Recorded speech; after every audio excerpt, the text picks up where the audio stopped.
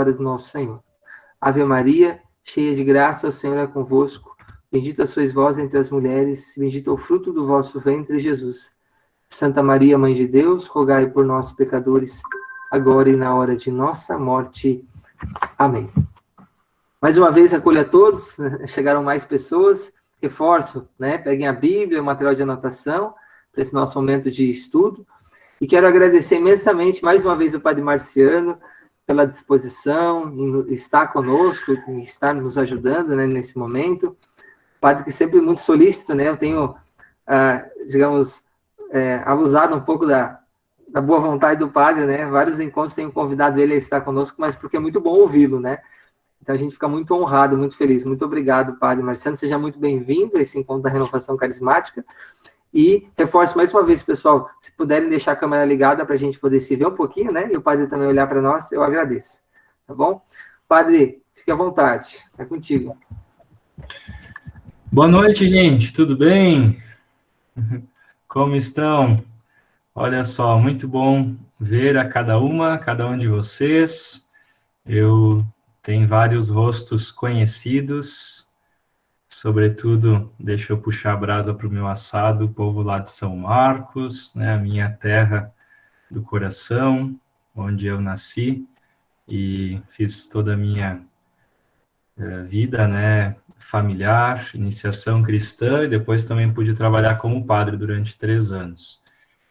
Além dos já conhecidos aqui de Caxias, e também outras pessoas que não conheço. Então, sou o Padre Marciano, trabalho no Seminário São José, aqui na cidade de Caxias do Sul, e é o nosso seminário maior, que abriga as etapas do curso propedêutico e da filosofia. Então, é muito importante que vocês também, como lideranças, como pessoas que colaboram e constroem a nossa igreja nos seus espaços, amem, o nosso seminário, rezem, e vou dizer um nome, que certamente não é desconhecido de vocês, um jovem que não é mais jovem, tão jovem, o Serginho, está morando aqui, não só morando, mas fazendo o seu caminho formativo em vista do sacerdócio, Então, é uma graça também para vocês, para todos nós, porque o Serginho construiu o seu caminho com cada uma e cada um de vocês em tantos momentos. Então, não tive a oportunidade ainda de manifestar isso, então vou fazer hoje aqui, a alegria que é também ter o Serginho no seu processo de amadurecimento, de discernimento e de entrega da vida deste jeito, como presbítero, como padre. Então, rezem não só por ele, eu sempre digo, brincando para ele, tu não deixa que o pessoal só reze para ti, que todo mundo precisa de oração aqui, Os 8, os 8 seminaristas, mais nós 2 padres, Padre Gustavo e eu. Então, uma alegria estar com vocês nesse momento, também com esses sentidos que vão se aprofundando a partir da nossa comunhão, da nossa vivência de fé. Bom, dizer assim, é um desafio, de certa forma, falar desta maneira, online, mesmo que a gente já esteja extremamente não sei, mas bastante acostumados a isto, sempre temos uma série de dificuldades. Também queria pedir desculpas se em algum momento a gente repetir alguma coisa que já foi abordado, o espaço de formação, às vezes, é isso mesmo, é recordar, é ouvir novamente, a gente precisa ouvir as coisas muitas vezes, até que elas vão cada vez mais fazendo sentido. Então, nós vamos falar hoje, dentro do processo que nós estamos seguindo aqui de formação, e lendo também o subsídio preparado para esse ano, como é uma graça podermos olhar para os Atos dos Apóstolos, nesse tempo que nos pede tantas coisas, e nós vamos dar mais um passo nesse caminho, um recorte, na verdade, acentuando, sobretudo, a presença nos Atos dos Apóstolos dos chamados discursos de Pedro. Então, esse é o nosso tema principal, os discursos de Pedro presentes nos Atos dos Apóstolos. São 3 discursos maiores, são 3 grandes discursos e um pequeno discurso que também está ali presente, né, Pedro diante do Sinédrio, é um discurso menor. Então, gente, recordando alguns aspectos do nosso livro dos Atos dos Apóstolos. Em primeiro lugar, lembremos, né, aquelas questões que já ouvimos certamente, mas é importante recordar. Nós estamos tratando de um texto de fôlego, né, que está unido ao Evangelho de São Lucas, tem o mesmo autor, as mesmas intenções. Todavia, quando se fez a separação no cânon quer dizer a nossa Bíblia, os livros vão sendo colocados nessa régua, numa ordem, foi feita então uma separação, mas se trata da mesma teologia, da mesma compreensão, e isso nós podemos compreender que este livro, dos Atos dos Apóstolos, é uma continuidade, então, do Evangelho de Lucas. Então, uma primeira informação, recordação, né, bastante simples. Nós temos aí um texto que foi escrito pelo ano 85, mais ou menos.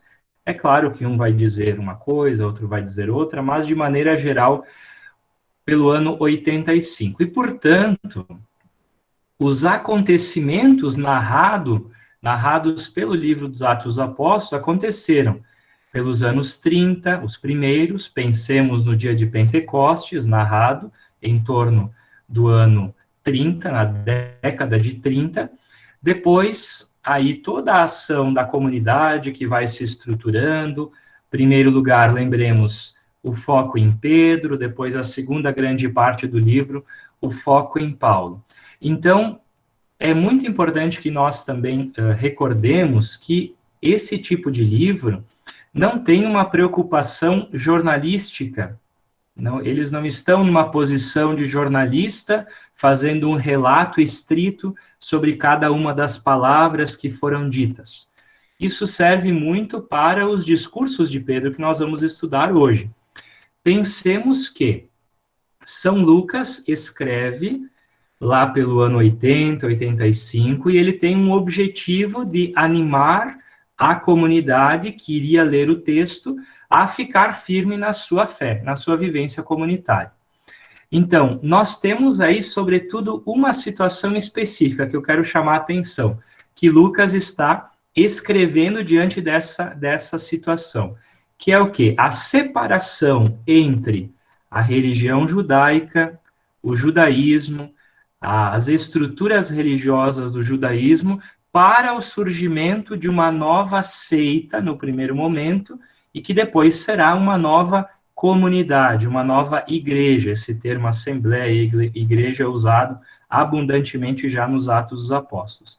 Então, Lucas tem uma grande preocupação de ajudar a firmar essa passagem. Repito, de judeus que tinham se transformado em cristãos, mas que ainda estão ali nesse emaranhado de fé cristã e ainda as práticas judaicas que eles vivenciavam anteriormente, para uma fé genuinamente cristã, a partir do seguimento e da adesão a Jesus Cristo. Então, esse é o tipo de pano de fundo muito importante para todo o livro, vocês já devem ter ouvido isso, né? Quero recordar, e que também é muito importante para a leitura e a interpretação dos discursos de Pedro.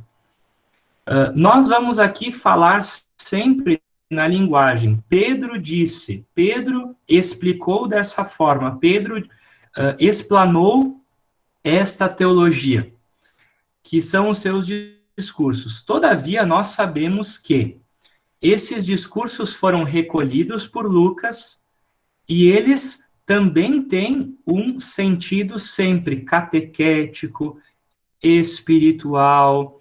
Ele está, na verdade, Lucas está com as palavras de Pedro pregando para a comunidade. Então, vocês são pregadores, pregadoras, têm essa missão, essa vocação nos seus grupos, né, nos seus espaços de vivência de fé, e Lucas também tem essa preocupação. Por isso, algumas vezes se diz assim, é mais a teologia de Lucas do que propriamente as palavras literais ditas por Pedro. Isso para nós não é um problema de fé, não é um problema de leitura bíblica, né? Nós estamos aí diante de um redator inspirado pelo Espírito Santo que recolhe ensinos de Pedro realizados em momentos diversos. E ele tem um objetivo a oferecer esses ensinos à comunidade cristã. Então, nós estamos falando do livro dos Atos dos Apóstolos, dessa narrativa da experiência das primeiras comunidades cristãs e, sobretudo, essa passagem entre o cristianismo como uma seita ainda dentro do judaísmo, embolada com o judaísmo, que gradativamente vai ganhando independência até ser uma realidade totalmente distinta, embora ao mesmo tempo devedora, né, da linguagem, da tradição de Israel. O livro dos Atos dos Apóstolos, gente, quero aqui trazer 5 pontos, e o faço ainda a partir de toda a experiência dos Atos dos Apóstolos, para depois ser a nossa linguagem comum ao falar sobre os discursos. 5 temas teológicos fundamentais neste livro. Em primeiro lugar, a marcha da palavra. A marcha da palavra. Vejam, esse livro procura mostrar que, pela ação do Espírito, nada segura a palavra, nada segura a pregação das primeiras comunidades cristãs. Nem prisão, nem perseguição, nem apanhar, nem não saber falar direito, nada segura a marcha da palavra. Cada fase vai mostrando isso, até chegar aonde é essa palavra. O último versículo do livro, até chegar em Roma. Quando a palavra chega a Roma, o centro do império, então ali ele alcança o seu objetivo, certo? Vai chegar por meio de quem? Por meio de Paulo. Então, o texto dos Atos mostra a palavra que fora anunciada por Jesus logo no início, né? Vocês vão estudar isso no último encontro aqui desses módulos, né? Desse módulo, logo no início situa, faz a ligação, Jesus diz, vocês vão, e eles começam então a ir, mantendo o mandato de Jesus. Então, a marcha da palavra, nada segura a marcha da palavra. O trabalho não segura, as barreiras culturais, as barreiras linguísticas, como eu disse, a prisão, uma surra que pode ser que também eles vão ter que apanhar, né? Nada segura a marcha da palavra. O movimento de Jesus no Evangelho é o quê? Inicia na Galileia e vai até Jerusalém, certo? Inicia na Galileia, Jesus, Lucas 4. Jesus está onde? Na sinagoga de Nazaré. E lá ele diz, o Espírito do Senhor está sobre mim, ele me ungiu para enviar a boa notícia aos pobres. De Nazaré, da Galileia, para Jerusalém. De Jerusalém, aqui começa os Atos, de Jerusalém até Roma. Ou seja, expandindo-se dentro do Império Romano, certo? Então, esse tema, a marcha da palavra, por que Pedro prega primeiro aos judeus, depois aos gentios? E depois Paulo amplamente aos gentios. Gentios aqui são aqueles que não são judeus, né? Essa palavra gentios, as gentes, aqueles que não são de tradição judaica. O segundo ponto do nosso livro dos Atos dos Apóstolos, o Espírito Santo. O Espírito Santo é o segundo tema teológico. Os Atos dos Apóstolos mostra que a marcha da palavra tem um protagonista, que é o Espírito Santo. E é por isso que esta palavra não se detém. Não se detém. Porque o seu protagonista é o Espírito Santo. É dele a iniciativa, é ele quem guia, consola os discípulos, fortalece quando eles cumprem a sua missão. Então, esse é o segundo tema, e é posto como estaca no segundo capítulo já, né? Já é posto como estaca de que quem vai nortear toda a missão que os Atos Apóstolos mostra e narra é o Espírito Santo. O terceiro tema teológico, né? O terceiro tema teológico. O problema dos ricos e dos pobres dentro da mesma comunidade cristã. Não sei se vocês já ouviram esse tema, ele é muito caro ao evangelista Lucas. Ele é muito importante no evangelista Lucas. Qual que é a problemática, gente, para as sociedades antigas e também para os judeus? Com quem um judeu se sentava à mesa? Somente com outro judeu. E um judeu que estivesse com todas as normas rituais, tudo direitinho conforme a lei. Vocês lembram todo o problema do puro e do impuro, né? Por que tinha que fazer isso, aquilo, lavar a mão, cuidar com todas as coisas externas, né? Olha que Jesus vai ter que lidar muito com isso, né? Tá ali comendo sem lavar as mãos em dia de sábado, né? Então, os judeus, eles só sentavam à mesa com outros judeus. E o que vai acontecer a partir da ação e da obra de Jesus? As comunidades começam a ter diferentes tipos de pessoas. Então, eu usei aqui o problema de ricos e pobres, escravos e livres. Mas pensem os pagãos. Qual que é o problema? Começa a ter dentro da comunidade pessoas que queriam ser seguidoras de Jesus e que não eram judeus. E isso, todo o livro vai se debater com isso. O próximo, um dos encontros também será, acho que é o próximo, o Concílio de Jerusalém. Mas que o Concílio de Jerusalém marca toda uma discussão. Lembra, gente, todos esses problemas estão acontecendo na comunidade. O que Lucas vai fazer no ano 80, 85, é recolher o melhor das soluções que eles deram e colocar no livro. E dizer, olha, o caminho é por aqui.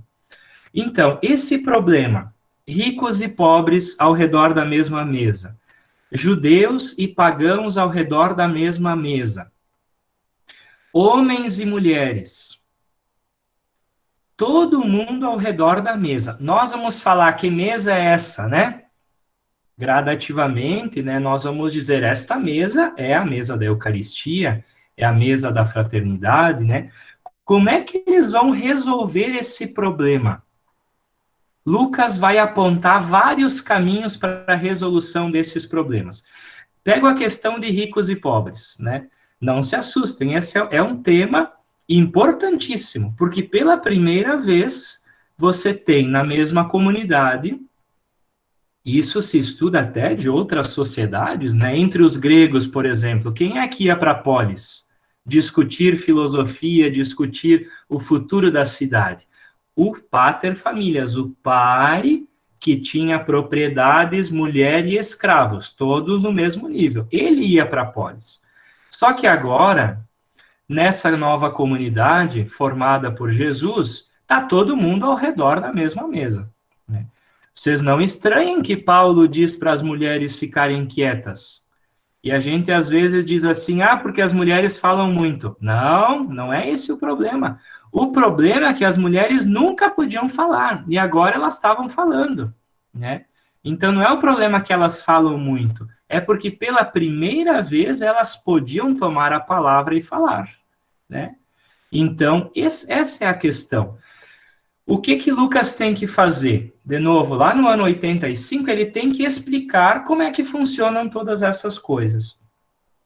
Por fim, o quarto tema, não vou colocar o quinto, só o quarto tema presente nesse livro é o tema da eclesiologia da igreja. É um livro da igreja. Ele mostra, naquela leitura de Lucas, que a história da salvação está no momento da igreja. No momento em que a igreja precisa se manifestar. Ela é o caminho, ela é o lugar em que o caminho se realiza, né? Ela é chamada de caminho, né? Depois, Hebreus, por exemplo, chama Jesus de caminho, né? Seguimos o caminho. Então, aqui é muito importante esse tema eclesiológico. Então, os 4 discursos de Pedro, os 3 maiores e um menor, está nesse campo desses temas. Ele se debruça sobre essas questões. Vamos pegar, então, qual é o exercício que eu gostaria de fazer com vocês, tá? Eu vou deixar com o Vinícius um livro que trata sobre os Atos dos Apóstolos. Ele está em PDF, vocês podem, algum dia que não né, estão cansados de assistir a novela, né, estão cansados de... Não, brincadeira, né, não sei se você assiste novela. Pode ser séries, né, também, enfim, né, ou futebol, né, quem é colorado, sobretudo, já deve ter desanimado de assistir, né, porque tá um grande fiasco aí, então vocês podem usar o vosso tempo com uma coisa um pouquinho melhor. Então eu vou mandar esse PDF de um livro sobre os Atos dos Apóstolos. É um livro de 150 páginas, ele é um livro curtinho, né, mas em PDF, então significa que é menos ainda, para vocês darem uma olhada nesses temas. Mas eu gostaria de estimulá-las, sobretudo, à leitura desses textos, porque a partir da leitura deles é que emerge essa teologia que está nos discursos de Paulo. Eu gostaria de, então, situar esses discursos no todo do livro dos Atos, né? Vamos começar, então? Qual é o primeiro discurso de Pedro? Peguem aí a Bíblia, né? E nós estamos no capítulo 2, né? Capítulo 2. E vocês estão carecas de saber, né, que o nosso capítulo 2 começa com o Pentecostes. E o que vai acontecer imediatamente após a experiência de Pentecostes? Versículo 14. E esse discurso, gente, ele é um discurso forte. Até se diz assim, que é um discurso à moda de seita, à moda de pregador de seita. A gente tem uma ideia errada de seita. Seita é um conceito sociológico, né? É um conceito sociológico que expressa um grupo que tem determinadas características. Pense, no dia de Pentecostes, eles são todos judeus. Todos que estão ali são judeus, de várias partes do mundo. Mas ele está falando a judeus. Depois nós vamos ver a diferença do quarto discurso, que ele está falando a um pagão. Ali ele está falando a um judeu, a um grupo de judeus. E ele, então, ergue a voz. Olhem só a descrição. Pedro, de pé com os 11, ergueu a sua voz. Versículo 14. E ali começa, judeus e todos os habitantes de Jerusalém, isto vos seja conhecido e prestai atenção às minhas palavras. Aí vocês já sabem, né? Ele explica o que aconteceu antes, eles não estão bêbados, né? Não beberam vinho, toda aquela experiência de Pentecostes, o falar das línguas, né? Pois estes não estão bêbados como vós pensais, pois é apenas a 3ª hora do dia. Ou seja, é de manhã, né? O pessoal fica bêbado mais no final da tarde. Não se é realista aí, né? Não sei como é que está a tradução de vocês. E Pedro começa, então, o seu discurso. Em primeiro lugar, é interessante que Pedro faz, né? E o redator sagrado recolhe isso. Ele procura, neste texto, ele tem uma grande preocupação de falar aos judeus. Por isso, o seu fundamento bíblico, o seu fundamento no Antigo Testamento é muito importante. Versículo 17. Ele cita o profeta Joel. Acontecerá nos últimos dias, derramarei do meu espírito sobre toda a carne. Vossos filhos e vossas filhas profetizarão. Vossos jovens terão visões. Vossos anciãos terão sonhos. Também vossos servos. Derramarei meu espírito e profetizarão.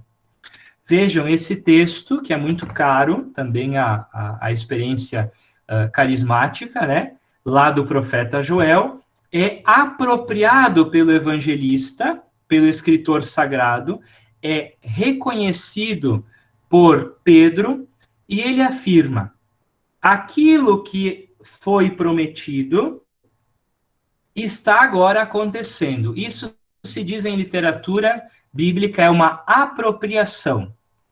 Ele se apropria daquela experiência e diz: olha, é como em Lucas 4, o Espírito do Senhor está sobre mim. Ele se apropria e diz: aquilo que foi prometido está acontecendo aqui. Ele explica a partir da Escritura, né? Ele explica a partir da Escritura. E depois segue, israelitas, né? Lá no versículo 22, ele continua falando desde o seu ponto de vista, que é a comunidade de Israel. Vejam que ele amplia. Lá em cima ele falava judeus. Aqui tem uma distinção. A comunidade israelitas é um sentido mais amplo, é um sentido de povo, né? Não simplesmente um sentido de nacionalidade. É como se fosse judeu, é como se fosse um sentido de nação, é uma relação mais política, né, em sentido mais político. E ali, israelitas aciona uma dimensão de povo, o pertencer ao povo da aliança. E aí ele começa a falar sobre Jesus. Escutai essas palavras: Jesus Nazareno, homem provado por Deus, junto a vós com, olha as três coisas que Pedro diz que Jesus realizou: milagres, prodígios e sinais. É muito importante essas três coisas: milagres, prodígios e sinais. Por quê? Porque aquele povo conhecia a ação de Jesus, de maneira geral, havia conhecido. Segue o 23. Vós o pregastes e o matastes. Vejam, ele mostra quem pregou, quem matou Jesus. É uma preocupação dele a conversão, é uma preocupação dele que ele se dê em conta do que aconteceu. Lá no último discurso, que é um pagão, ele não vai ter essa preocupação. Ele não vai dizer: foi vocês que mataram. Ele diz: não. Pensem que Pedro está pensando concretamente naquela comunidade que viveu todos aqueles episódios da Páscoa e toda a ação de Jesus. 24. Deus o ressuscitou. Deus o ressuscitou. Ele recorre uma vez mais ao Antigo Testamento, aos Salmos. Ele fala aí de Davi e então, o versículo 25, 26, 27, 28, ele recorre a Davi. E lá no versículo 34 também. Então, ele faz essas relações com o Antigo Testamento. Aqui poderíamos, assim, aprofundar, mas, sobretudo, na relação com o Antigo Testamento, para dizer, né, versículo 32, esse Jesus, Deus o ressuscitou. 33. Exaltado, pois, à direita de Deus e recebendo do Pai a promessa do Espírito Santo, ele o derramou. Então, vejam a forma de ler as coisas de Lucas, gente. Não sei se foi colocado isso nos outros encontros, mas assim, Lucas sempre tem na cabeça a história da salvação. Ele não isola as ações, ele inclui na história. Lembrem, não existem duas histórias, a história de Deus e a história nossa. Existe uma única e grande história, que é a história da salvação. E nós estamos dentro desta história. E Lucas pensa assim, e uma das melhores expressões desse jeito de pensar de Lucas são os discursos de Pedro. Vejam que interessante, né? Ele começa lá, aquele Jesus que pregou, etc., que vocês o mataram, né? Este foi ressuscitado. Ele deu a nós o Espírito Santo. Então, ele pensa dentro da lógica da história da salvação. É muito interessante esse ponto aí, do jeito que Jesus pensa, né? Depois, versículo, do jeito que Pedro expressa, né, e do jeito que Lucas pensa a história. Versículo 36, portanto, toda a casa de Israel saiba com clareza que Deus constituiu Senhor e Cristo, esse Jesus que vós crucificastes. Aqui ele dá a facada final, né, gente? Assim, esse é o ponto. Ele diz, olha, que todos vocês que estão aqui saibam que aquele homem recontou a história, ele é Senhor e Cristo. Cristo ungido é uma linguagem, sobretudo religiosa, né? Uma linguagem da tradição de Israel, da esperança do Messias, aquele que foi ungido por Deus para ser o Salvador. Então é uma linguagem religiosa. Kyrios, Senhor, é uma linguagem que não é somente religiosa, mas é uma linguagem política, é uma linguagem social, né? Quem era chamado Kyrios? O imperador. O imperador se chamava, queria que fosse chamado Senhor. E os cristãos não vão ser decapitados, não vão ser mortos por pouca coisa, né? Eles se negam a chamar de Senhor ao imperador. Eles vão dizer, bom, a gente, né, na tradição, a gente respeita, paga imposto, não tem outro jeito, né? Isso está dentro da tradição, mas ele não é Senhor. Nós temos um só Senhor, né? Isso é abundante no Novo Testamento. Então, vejam, qual que é a reação daqueles que estão ouvindo? Versículo 37. Que devemos fazer, irmãos? Olha, o pessoal ali, de primeira, né? De primeira já diz, o que nós temos que fazer? E Pedro diz, convertam-se. Então, para eles é necessária a conversão, ou seja, é necessário que eles reconheçam que, de algum modo, eles participaram de tudo o que aconteceu e que eles devem, então, cada um de vós seja batizado em nome de Jesus para a remissão dos pecados e recebereis o dom do Espírito Santo. Vejam bem, gente, Lucas escreveu isso aqui no ano 85. Aqui já está claríssima toda a ação da igreja. É por isso que os Atos é tão importante. Parênteses. Hoje em dia todo mundo, cada um puxa para um lado, né? Meu Deus do céu, a nossa igreja é meio dividida, né? Qual é o fundamento se a gente está com a igreja mesmo?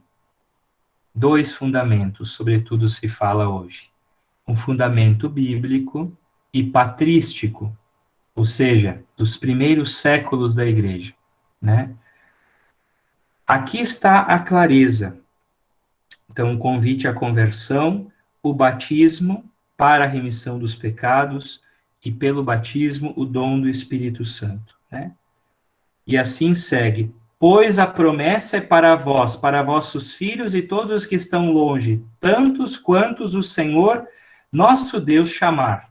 Olha, já diz ali, ó, quem está longe, que o Senhor, nosso Deus, chamar. Olha a marcha da palavra, né? Olha a marcha da palavra. Já está dito, quem for chamado, já está fincada a estaca, né? Isto será assim depois. Então, ali, continuava, né? Salvai-vos dessa geração depravada, enfim, agregaram-se a ele cerca de 3.000 almas, né? Aqui os estudiosos dizem, gente, que é um número mais qualitativo do que quantitativo. 3.000 é muita gente, né? Muita gente no primeiro dia, né? O batismo, então, se diz assim, já há uma grande acolhida, né? O número, ele é qualitativo aqui, não somente e simplesmente quantitativo. Então, vejam, gente, a riqueza desse primeiro discurso. Vamos dar um passo? Se alguém está dormindo, pelo amor de Deus, ergue a mão, tá? Ergue a mão, não tem problema. Eu sei que não é fácil, os padres não são fáceis, né? A gente fala demais, né? Eu sei que a gente tem também um dispositivo que, às vezes, quando o padre começa a falar, já dá um sono terrível, né? Não é fácil, mas vocês, vamos com coragem que nós vamos chegar até o final. Vamos olhar o segundo discurso, gente? Vamos olhar para ele? Beleza. É importante entender o seguinte, o primeiro discurso é motivado por Pentecostes, né? E o negócio não para. Vejam que a marcha da palavra tem que andar, né? Segue, ó. Logo no versículo 42, ainda já temos o chamado primeiro sumário, que é aquele retrato da comunidade. Eram perseverantes e tal. Vejam, gente, que não é jornalismo. Entenderam, gente, isso? Ó. Naquele dia de Pentecostes, Pedro faz o discurso, 3.000 se batizam. E depois segue, eram perseverantes no ensinamento dos apóstolos, na comunhão fraterna. Então, significa, não é jornalismo, né? Não é naquele dia mesmo. O escritor sagrado recolhe a experiência da comunidade. Não é simplesmente cronológico. Isso é muito importante. Nós não somos fundamentalistas, né? Nós não somos fundamentalistas. Nós estudamos a Bíblia no seu todo, né? Esse todo a partir dos gêneros, dos contextos. Isso é ótimo, né? Nós, como católicos, temos já essa bela tradição de ler a Bíblia sem fundamentalismo. Capítulo 3. Todo mundo pega o capítulo 3 aí, que agora a coisa vai ir para outro campo. Eles, certamente, gente, realizaram muitos sinais. Por quê? Lembrem, o que acompanha o apostolado de Jesus? Palavras e obras. Sempre essas duas coisas. Palavras e obras. Se a gente pega, por exemplo, o Evangelho de Mateus, tem as ações de Jesus e os discursos de Jesus. Sempre palavra e obra. Palavra e obra. Aqui tem exatamente este esquema. Então, por isso, é Lucas que escreve, é aquele que escreveu o Evangelho, ele recorre exatamente a esta palavra. Essa estrutura, palavra e obra. O que o Pedro e o João fazem? Eles vão para o templo para a oração da hora nona. Então, eles vão rezar no templo, certo? Por que eles vão rezar no templo, gente?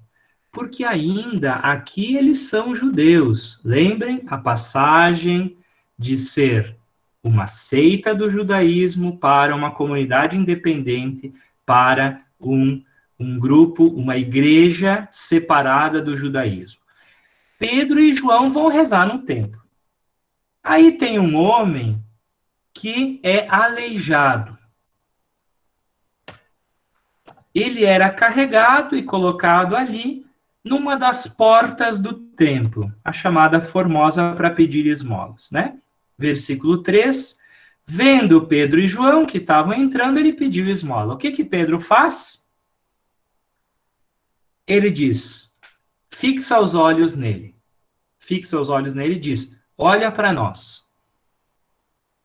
Olha para nós. Ele os observa. Então Pedro disse, não possuo nem ouro nem prata, mas o que eu tenho eu te dou. Em nome de Jesus Nazareno, levanta-te e caminha. Vocês já escutaram esse verbo? Levanta-te e anda. Levanta-te e caminha. É a repetição, gente. As obras de Jesus, os seus apóstolos realizam. As obras de Jesus, a igreja realiza. A mesma palavra. Tomando-o pela mão, levantou-o. Instantaneamente seus pés e tornozelos ficaram firmes, deu um pulo. Lembram de algum texto lá do Evangelho? Deu um pulo. Né? O cego à beira do caminho, né? Deu um pulo. Vejam os verbos. Por isso que o mesmo autor, né? É muito importante se convencer disso, né? É a continuidade. As obras de Jesus são realizadas pelos seus seguidores, né? O que vai acontecer ali? Ele segue louvando a Deus. Versículo 9. Todo o povo ouviu caminhando e louvando a Deus. Então reconheceram, pois era aquele que estava sentado ali há décadas, né? Depois diz ali a quantidade de tempo que ele ficava lá sentado, né? Vejam só, 11. E visto que ele agarrava Pedro e João, todo o povo acorreu muito espantado para junto dele. junto ao pórtico. Ele agarrava o Pedro e o João, de certo, querendo agradecer, querendo dizer, olha, muito obrigado, enfim, né? Agora sim, esse é o motivo do discurso de Pedro. Por que que esse discurso acontece? Por causa disso. Vamos ao versículo 12. Vendo isso, Pedro respondeu ao povo, israelitas, por que vos admirais com isso? E por que vos olhais, olham para nós fixamente, como se tivéssemos feito esse homem caminhar com o nosso poder ou piedade? E aí, de novo, o esquema da história da salvação começa. Onde é que ele vai buscar agora? Vai mais para trás do que para Jesus. No outro ele falou de Jesus, né? Jesus, Nazareno. Aqui ele vai lá no fundo. O Deus de Abraão, de Isaac, de Jacó, o Deus de nossos pais, glorificou o seu servo Jesus, que vós, aí ele volta a botar o dedo na cara deles, né? Que vós entregastes e rejeitastes perante Pilatos, e pedistes que fosse agraciado por vós um assassino. Lembra a história do Barrabás, né? Então ele recorda. De novo, gente, ele está falando com quem? Com aquelas pessoas que viveram aqueles acontecimentos. Pregadores e pregadoras, acorda quem está dormindo. Dom Leomar dizia isso, né? Acorda quem está dormindo. Tem que conhecer o público, né? Com quem a gente está falando? É um princípio da comunicação. Com quem nós estamos falando? Pedro sabia com quem ele estava falando. Por isso ele estava falando com judeus, e ele foi lá atrás dizer que é uma continuidade na história. O Deus de Abraão, de Isaac e de Jacó. Vejam bem, era gente importantíssima para eles. Todo bom judeu arrepiava quando ouvia falar nesses três, e ainda juntos. E ele diz, esses três aqui exaltaram a Jesus de Nazaré, que foi em nome de quem eu fiz esta obra. Vejam a teologia, a interlocução, a visão que o evangelista Lucas traz e que Pedro, então, pronuncia através dessas palavras, né? Versículo 16. O nome de Jesus fez ficar firme este homem, que observais e conheceis. E a fé que vem por meio dele deu a este homem a saúde completa diante de todos vós. Então, Pedro, no esquema de evangelização de Jesus, obras e palavras. Ele diz quem fez ele fazer esta palavra. Versículo 19, segue um pouquinho mais adiante. Ele está falando para aquele público, arrependei-vos, portanto, e convertei-vos para que sejam cancelados os vossos pecados. Seguindo mais adiante. Versículo 22. Moisés disse, olha, cita Moisés para eles, né? O nosso Deus, o Senhor nosso Deus, suscitará dentre vossos irmãos um profeta como eu. Vós ouvireis em tudo quando ele vos falar. São citações do livro do Deuteronômio. E toda pessoa que não escutar tal profeta será exterminada do meio do povo. Olha o recurso, a apropriação desse texto do Antigo Testamento para dizer, é em nome de Jesus, este profeta prometido, né? E assim segue. Gente, então, este segundo discurso se caracteriza pela ligação entre as obras e as palavras. A obra, que é continuidade das obras de Jesus, e a explicação da obra através dessa leitura, dessa ligação com o Antigo Testamento e com as obras de Jesus. Então, tudo isso, gente, para vocês depois saborearem esses textos, né? Porque cada um desses discursos dá para fazer um retiro, né? O que vai acontecer? Agora a coisa começa a apertar. Até agora tá tudo bem, tá tudo lindo, tá tudo maravilhoso. O que vai acontecer? Duas reações. duas reações. Primeiro, a multidão acolhe. Há esta acolhida das multidões. Mas, de outro lado, os representantes do judaísmo fazem o quê? Em capítulo 4, enquanto eles falavam ao povo, sobrevieram sacerdotes, chefes da guarda do templo e os saduceus, enfurecidos porque eles ensinavam o povo e anunciavam em Jesus a ressurreição dos mortos. Lançaram as mãos sobre eles e os puseram no cárcere. Então, a reação das autoridades, como é que esses caras vindo lá do interior, com esse sotaque da Galileia, estão aqui agora querendo pregar, criando confusão no templo. Gente, o templo era lugar complicado, viu? Era lugar muito complicado. Era o centro, era o lugar religioso, era o centro do mundo. Né? Então, não é qualquer pessoa que vai estar aí reunindo uma turma para falar para eles. Então, vocês viram que até entrou em jogo a guarda do templo, né? Agora, o versículo 4.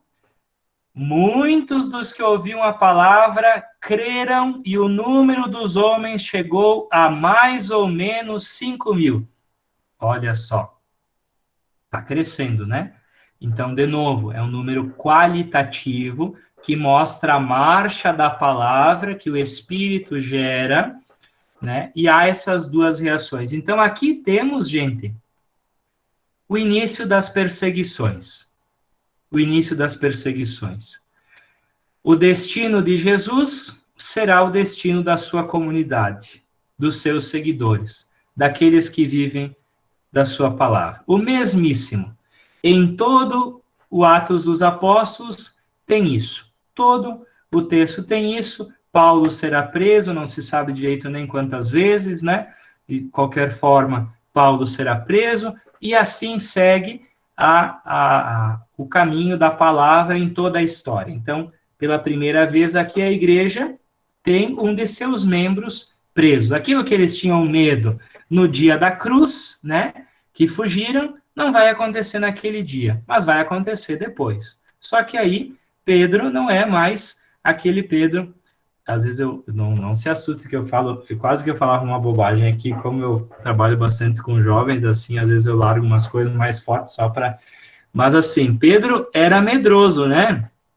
E ele tinha medo de ser preso, não é verdade? Por isso que ele negou Jesus 3 vezes. Aqui ele não tem mais medo, né? O que mudou para ele, né? O que mudou? 2 experiências. A experiência com o ressuscitado, mas ainda é frágil, é a força do Espírito. É a ação no Espírito. Ele não tem mais medo de ser preso. Vejam que interessante. Aqui dentro, gente, vai reunir os sumos sacerdotes e tal. Versículo 8. Versículo 8. Pedro, então, não mais o Pedro... Eu ia falar a palavra cagão, vou falar para vocês, né? Desculpem. Pedro, não mais medroso, né? Como lá na hora da cruz. Por quê? O que ele tem agora?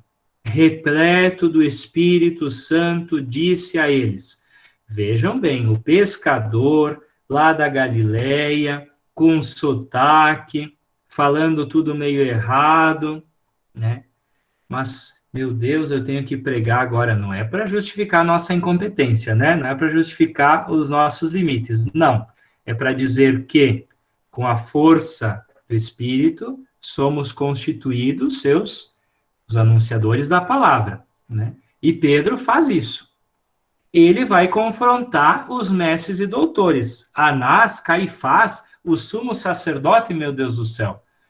Vejam que interessante, né? Ele não está falando lá para o pessoal do interior, o que já seria uma coisa muito boa. Ele está falando para o sumo sacerdote. Vejam bem, esse é chamado o terceiro discurso ou o pequeno discurso no Sinédrio, tá? Alguns não consideram discurso, consideram, assim, uma palavra mais breve. Mas ele é importante. Disse a eles, vejam, ele não está falando agora com o povo lá fora, agora ele está numa reunião fechada diante do Sinédrio. chefes do povo e anciãos. Antes ele falava israelitas, né?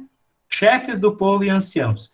Se hoje somos questionados sobre o benefício feito a um homem enfermo, em nome de quem ele foi salvo, fique claro a todos vós e a todo o povo de Israel que foi em nome de Jesus Cristo Nazareno, que vós crucificastes, não tem medo, viu? E que Deus ressuscitou dos mortos. Nele este homem está de pé e saudável diante de vós. E não há salvação em nenhum outro, pois debaixo do céu não foi dado aos homens outro nome no qual possamos ser salvos. Vejam bem, lá fora ele falava mais, né? Aqui ele falou mais rapidinho, mas disse tudo o que precisava dizer. Aquele que foi curado em nome de Jesus, e a salvação vem somente por este nome. Observando a firmeza de Pedro, versículo 3. Dando-se conta, olha que legal, gente, isso aqui é um espetáculo. Dando-se conta de que eram homens iletrados e incultos, ficaram admirados e os reconheceram, pois eram companheiros de Jesus. Vejam bem, uma hora dessas, se falarem isso de nós, estamos bem, né? Pode até dizer que a gente é meio iletrado, meio inculto, né? Meio bobo, meio isso e aquilo, mas companheiros de Jesus, né? Então reconheceram que eles eram aqueles que haviam andado com Jesus, né? E aí fizeram uma reuniãozinha só entre eles, mandaram que saísse e começaram a conversar, né? Que faremos? Agora ficou evidente esse sinal. Por isso que as obras é importante, gente. Por isso que as obras é importante. Olha que nós juntamos 40 mil quilos de alimentos nesse Corpus Christi, viu? Algumas pessoas que achei por aí, padre, 40 mil quilos? É bastante.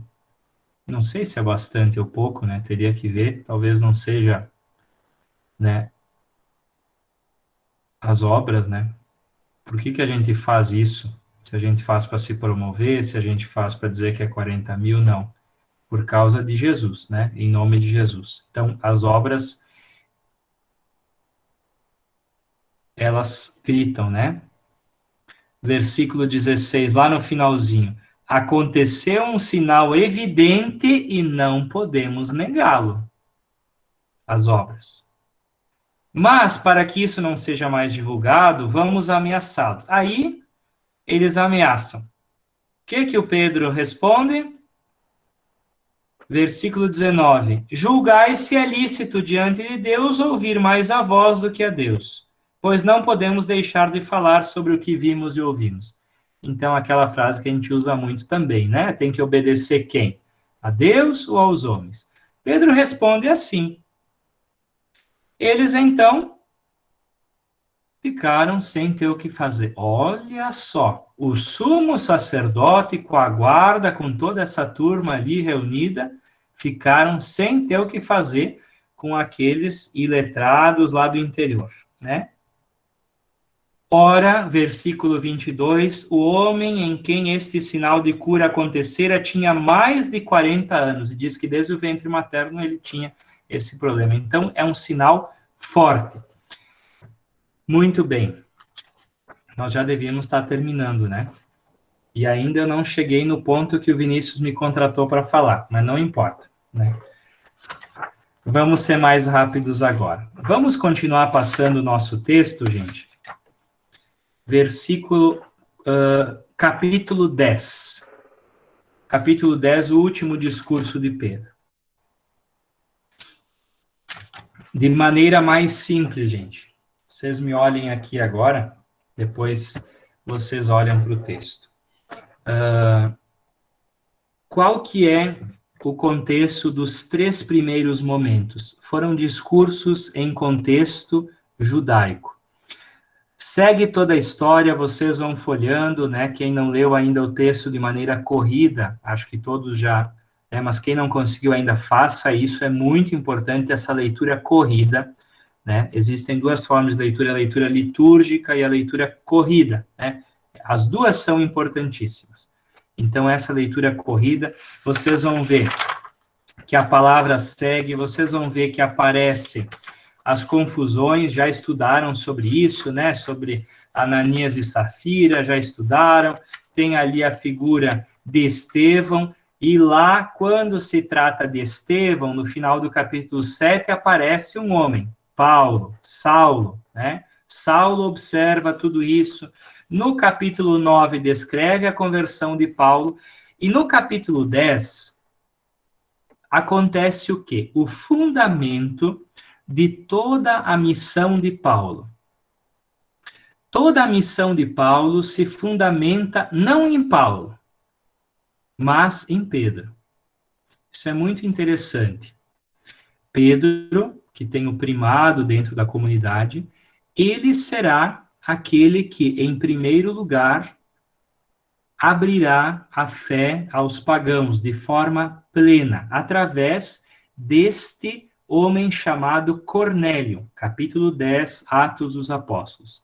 Ele morava em Cesareia Marítima era na beira do mar, né, como diz o próprio nome. Lá é uma região, até hoje se visita, tem um sítio arqueológico bem interessante, e lá era um pouco a sede do governo da região. Os romanos eram espertos, eles não botavam a sede em Jerusalém, porque lá era uma confusão, né? Então, eles botavam em Cesareia, separadinho, fizeram uma cidade inteira para isso. Depois, o que precisava, as estradas bem feitas, eles entravam com o exército e arrebentavam tudo que era preciso, né? Essa era a técnica dos romanos. Deixava os judeus na confusão deles lá, mantinha ali o governador de vez em quando, mantinham administradores, etc., e Cesareia, então, era um lugar normalmente de quem? De romanos. Tinha judeus também, mas menos. Era de maioria pagã, de maioria que não vivenciavam o judaísmo. Só que dentro desses pagãos, Lucas gosta muito de um tipo desses pagãos, né? Porque a comunidade de Lucas devia estar cheio dessas pessoas, que eram os chamados prosélitos, que eram pessoas que já estavam abertas a Deus. Diz ali, no versículo 2, que esse Cornélio era piedoso e temente a Deus. Por isso que Pedro não vai dizer em nenhum momento para o Cornélio se converter no discurso dele, porque ele já era piedoso e temente a Deus. Esse texto tem uma sequência, né? Pedro está em Jope, Cornélio tem uma visão, né, de que ele deve mandar chamar Pedro. Pedro também tem uma visão de que é para ele comer determinadas coisas. Ele diz, olha, eu não quero comer isso aí porque isso é coisa impura. E nessa visão é dito a ele, come porque eu purifiquei.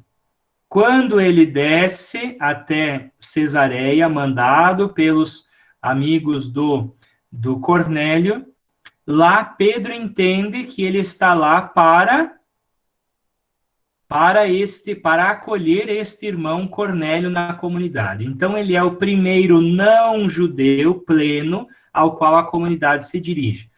Mas, padre, no ano 85 foi escrito o texto. Será que não teve outros também? Não sabemos. Mas Lucas escolheu este homem, Cornélio. Ele e toda a sua família. Então vai seguindo, né? Pedro vai para lá, tá. Agora, o discurso de Pedro para essa família. Vamos pegar aí versículo 34. Versículo 34. Vejam, lembrem. Esse homem não é judeu. Ele não vai falar aqui da forma como ele falava para os outros. Ele muda o gênero, né? Em verdade, estou me dando conta que Deus não faz acepção de pessoas, mas em qualquer nação é aceito por ele quem o teme e pratica a justiça. Olha o discurso, como é que ele parte? Dizendo que vocês crucificaram. Não. Deus não faz acepção de pessoas. Vejam que interessante. Ele está falando com um interlocutor não judeu, um pagão. E a primeira coisa que ele diz, olha, eu venho aqui trazer o nome de Deus, que ele já era temente, e ele não faz acepção. Quer dizer, o que quer fazer acepção? Esse sim, aquele não, né? Ele enviou a palavra aos filhos de Israel, anunciando a paz por meio de Jesus Cristo, que é o Senhor de todos. Ele não nega que esta palavra foi enviada a Israel. Ele não mente, né? Ele não esconde a predileção, ou que Israel é o lugar onde a missão universal acontece. Sempre tem que partir de um ponto, né? Quem abraça tudo não aperta nada, como se diz, né? Então, com Deus também é assim. Sempre coisas concretas a partir das quais a coisa se amplia. Vós sabeis o que aconteceu pela Judéia inteira, começando pela Galiléia, depois do batismo de João. Como Deus ungiu com o Espírito Santo e poder Jesus de Nazaré, que passou fazendo bem e curando todos os oprimidos pelo diabo, porque Deus estava com ele. Aqui é o resumo do Evangelho. Pedro resume todo o Evangelho nesses 2 versículos. Lucas resume, nas palavras de Pedro, todo o Evangelho. Que Jesus foi ungido por Deus, né? Olha a trindade aqui. Deus ungiu Jesus. Deus, com o seu Espírito, ungiu Jesus. Lucas 4, é o mesmo autor, gente. Lucas 4, 14, seguintes. O Espírito do Senhor está sobre mim. Deus, Pai, ungiu com o Espírito Santo a seu Filho Jesus. Segue ali, né? Nós somos testemunhas, papapá. 40. Deus o ressuscitou no 3º dia e concedeu que se tornasse visível. As aparições. Não a todo o povo, mas às testemunhas. Olha a palavra testemunha. Olha a palavra testemunha, como é importante. Sabe por que é importante? Porque agora quem está dando testemunho é Pedro. Então ele diz assim, olha, Jesus não apareceu a todos. Lembram que lá em Jerusalém se diz que Jesus apareceu para centenas de pessoas? Né? Lá em Jerusalém, mas ele está em outro lugar, então ele diz assim, olha, ele apareceu a nós que somos testemunhas. E assim segue, né? E ele ordenou que anunciássemos ao povo e dessemos solene testemunho. Então, o que ele está fazendo ali? Ele está dando testemunho, solene testemunho. Lá, ele não falou sobre isso. Por quê? Porque ele tinha feito um milagre, né? Ele não, né? Em nome de Jesus, então ele precisava acentuar o testemunho? Não, já tinha uma obra concreta ali. Então ele acentuava aquilo. Aqui ele está falando sobre o testemunho. Dele, 43, todos os profetas testemunham. De novo, olha a repetição dessa palavra. O termo testemunho, testemunhar. Nós somos igreja apostólica, o testemunho dos apóstolos. Todo aquele que crê nele, por seu nome, recebe o perdão dos pecados. Ele nem fala de conversão. Ele diz ali, bom, quem crê no nome dele, recebe o perdão dos pecados. Aqui tem uma surpresa, gente. É o segundo Pentecostes dos Atos, né? O Pentecostes aos pagãos. 44. Quem é que vem ajudar Pedro nessa história? Pedro age em nome de quem? Enquanto Pedro ainda falava, o Espírito desceu sobre todos. Os fiéis vindos da circuncisão que acompanhavam Pedro ficaram espantados.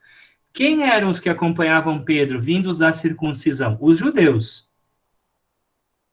E eles ainda tinham a mentalidade de serem uma seita judaica, de estarem dentro do judaísmo. O que vai acontecer? Por que eles ficam espantados? Porque também sobre os pagãos tinha sido derramado o dom do Espírito. De fato, eles os ouviam falar em línguas e engrandecer a Deus.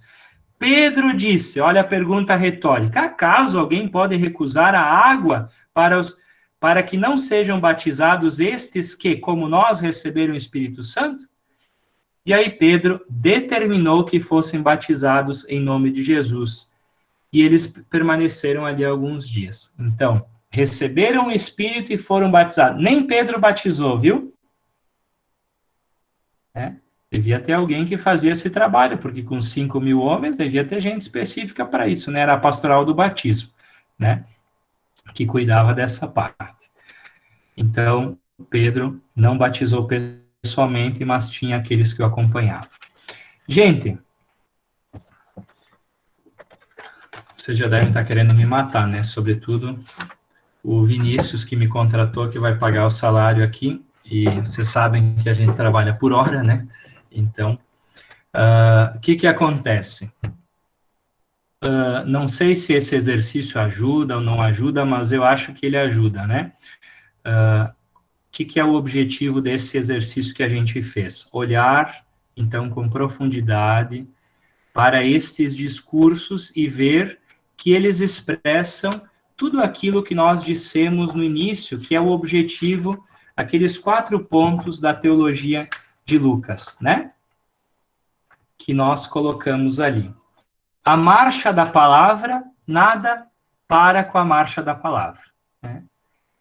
A palavra que vai indo, começa no dia de Pentecostes, enfrenta as autoridades a partir de um sinal e vai até os pagãos. O Pedro reconhece, abre caminho para toda a missão de Paulo. Mas o autor sagrado, Lucas, nos diz, quem permite essa missão é o apóstolo Pedro. Ele primeiro. E depois ele vai voltar para casa, vai dar uma confusão, e ele vai ter que explicar toda essa história. Vocês podem ler ali o capítulo 11, tá? Depois, o Espírito Santo é quem guia a ação da igreja. Toda essa tese está presente em todo o livro, e ali está também a presença das falas de Pedro, explícito que ele fala em nome do Espírito Santo. A necessidade de convivência, terceira tese, de diferentes tipos de pessoas na mesma comunidade. Eu dei o exemplo, ricos e pobres, judeus e pagãos, homens e mulheres. Então, esta comunidade vai ter que lidar agora com judeus com pagãos que receberam o Espírito Santo, né? E vocês veem que depois a igreja às vezes vai indo, né? A reboque, como se diz às vezes, né? Porque quem puxa ela é o Espírito. Eles vão ter que fazer um concílio, uma reunião para afirmar juridicamente, legalmente, que é assim que as coisas vão acontecer a partir de agora. Mas o Espírito já tinha apontado. E essa eclesiologia, então, que está presente no caminho, uma comunidade aberta, né, e que se destina a toda a humanidade, eles pensavam dentro do Império Romano. Gente, é isso, muito obrigado, e eu estou tentando ver se vocês estão acordados ainda, alguns estão, né? Isso já é um sinal, assim, mais ou menos importante. Muito obrigado, Padre Marciano. Foi uma bênção, nossa, maravilhoso mesmo. Quando o Padre falava, eu via assim, um itinerário pela palavra, né? Pelas cenas dos Atos dos Apóstolos. Esse itinerário faz a gente vislumbrar melhor todo o contexto do anúncio, né? E principalmente o poder da palavra, né? O Padre falou no início do poder da palavra, né? E a palavra, eu pensava que a palavra, ela é acompanhada pelas obras e naturalmente as obras acompanham a palavra, né? E interessante que eu vinha pensando, e a gente sabe disso, né, que a gente que prega, né, que a palavra basicamente anúncio, né, anúncio, que é a palavra que nós precisamos exercer nos nossos grupos, né, é anunciar a pessoa de Jesus, é o querigma, né, anunciar a pessoa de Jesus e dar testemunho, né, é muito mais do que tentar convencer, muito mais do que tentar doutrinar especificamente, porque isso tudo é uma consequência de um caminho, mas, sobretudo, o poder da palavra me tocou bastante quando o Padre falava, né? tantas coisas que o padre trazia aí, né? E uma coisa que eu achei muito bonito, que o padre dizia assim, que trouxe, né, dentro de toda a fala, que a partir desse anúncio as pessoas os reconhecem como amigo de Jesus, como aconteceu com os apóstolos, né? Reconheciam-os como amigo de Jesus. Quem dera, né? Também nós, por meio do nosso anúncio, do nosso testemunho, sermos assim reconhecidos. Muito bom, muito bom. Tem muitas coisas para falar, né? E eu quero abrir também, que alguém quiser comentar, fazer alguma pergunta especificamente, fique à vontade agora. Padre, o senhor falou de um livro em PDF? Qual seria esse livro? Ao som, a gente não está ouvindo.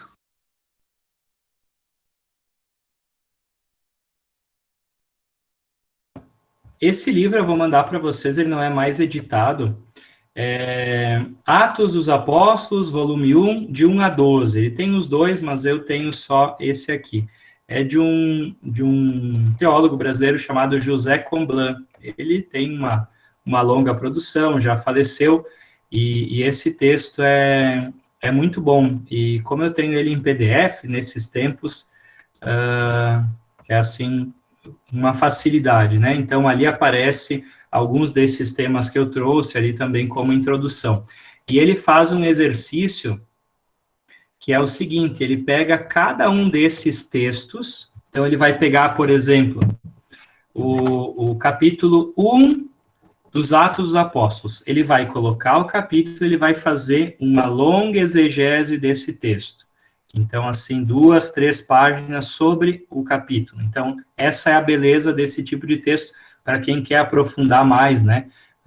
Então, tem uma longa introdução sobre temas importantes de todo o livro dos Atos dos Apóstolos, e depois essa parte bem exegética que a gente chama, né? Então, ele vai aprofundar. Então, eu vou mandar para o Vinícius, depois ele pode também fazer circular, né? Então, esse autor, gente, ele tem diversos textos, tem outras questões também, né? Uns são a favor, outros contra, enfim, né? Ele tem uma grande produção. Mas esse PDF, ele é bem bom do ponto de vista, assim, exegético, tá bom? Eu mando. Obrigada.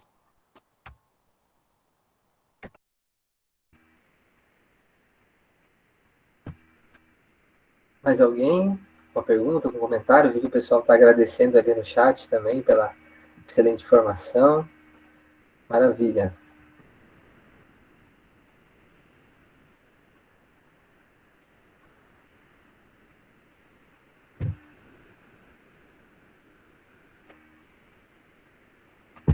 Dúvidas, comentários? Não? Fiquem à vontade, se alguém quiser falar, tá? Já está tarde, né? Acima de tudo, eu gostaria de agradecer, porque esse curso está sendo super importante. Está fazendo a gente ver coisas que, mesmo com bastante experiência já na vida, né, a gente não conhecia. Agradecer muito ao Padre Marciano também, saudade, né, de conviver com ele. Um abraço a todos, muito obrigada. Obrigado.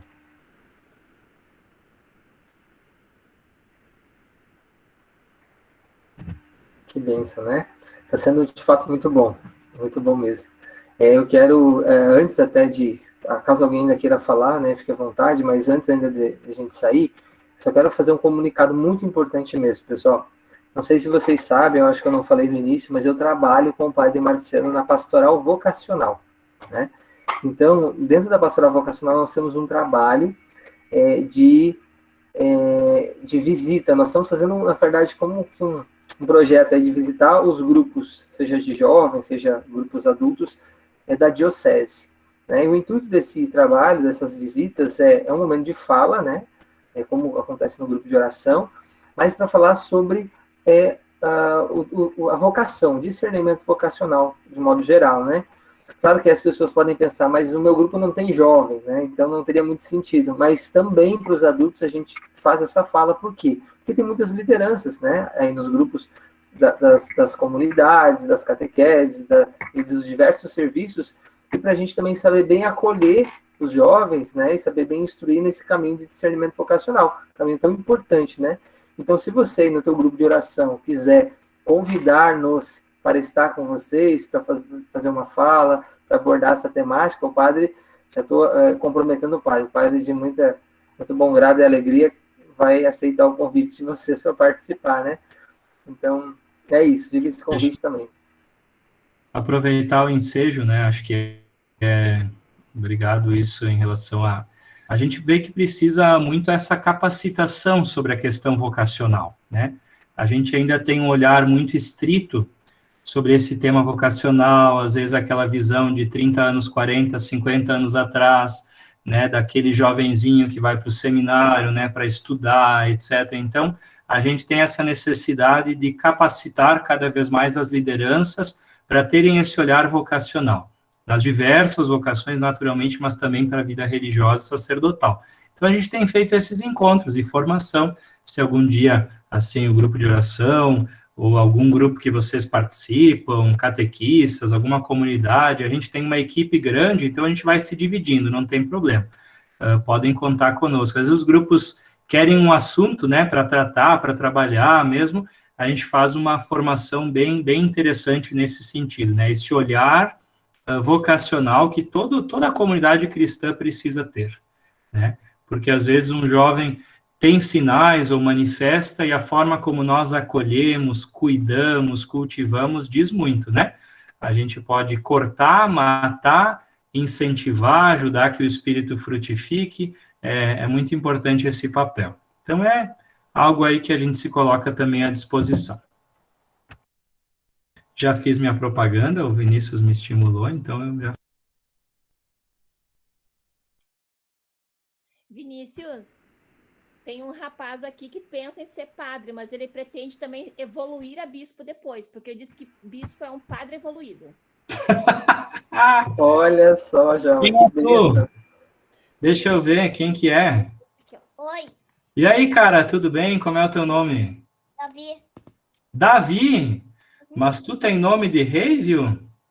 Uhum. Realmente, não qualquer um dos reis que tem por aí, viu? Muito bom. Beleza, Davi? Quantos anos tu tens? 7. Vamos lá, Davi. Vamos pegar o teu telefone e depois tu vem visitar o seminário um dia, tá? Pode ser? Sim. Vem junto com a mamãe, com quem tu quiser. Uhum. Valeu.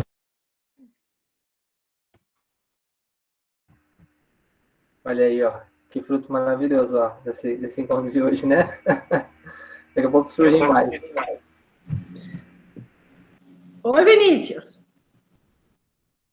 Tudo bem? Oi, Zumira, tudo bem? Eu não queria entrar para falar, mas enfim, vocês estão falando do trabalho de vocês. Eu vou entrar em contato contigo, com o padre aí, para vocês fazerem para nós aqui no vicariato mês que vem. Maravilha, Zumira. Pode ser sim, combinado. Beleza. Eu vou entrar em contato contigo para a gente acertar, tá bom? Tá bom. Beijo. Obrigado. Podem fazer contato comigo, quem precisar, com certeza. Tá bom. Pessoal, então é isso. Se alguém quiser fazer mais algum comentário, né? Então a gente já encerra agora, né? A última chance. Então, eu agradeço a todos, né? Por estarem conosco até agora. Foi muito bom, de fato. Nossa, maravilhoso, muito conteúdo. Assim, nos encanta, né? É muito bom participar, porque a gente vai aprendendo, vai vislumbrando, vai entrando na cena da palavra de Deus e como isso enriquece, né? É só agradecer mesmo, foi muito bom, padre. Obrigado pela tua presença. Depois eu vou mandar o material ali no grupo. Padre, pode nos dar a bênção? Que o Senhor esteja convosco. Ele está no meio de nós. Que o Senhor, que veio ao mundo trazendo a paz, a salvação, enviou o seu Espírito sobre a sua nova comunidade, possa uma vez mais renovar em cada uma, em cada um de vocês, esse ardor missionário, para que a marcha da palavra, na força do Espírito, não pare também em nosso tempo, com as suas grandezas e misérias. E que Deus vos abençoe e vos guarde. Em nome do Pai, do Filho e do Espírito Santo. Amém. Uma boa noite, gente. Muito obrigado pelo carinho, pela acolhida e até mais. Até mais, pessoal. Tchau, tchau. Podem abrir o microfone para dar tchau, viu, se quiserem. Tchau. Tchau. Tchau, boa noite.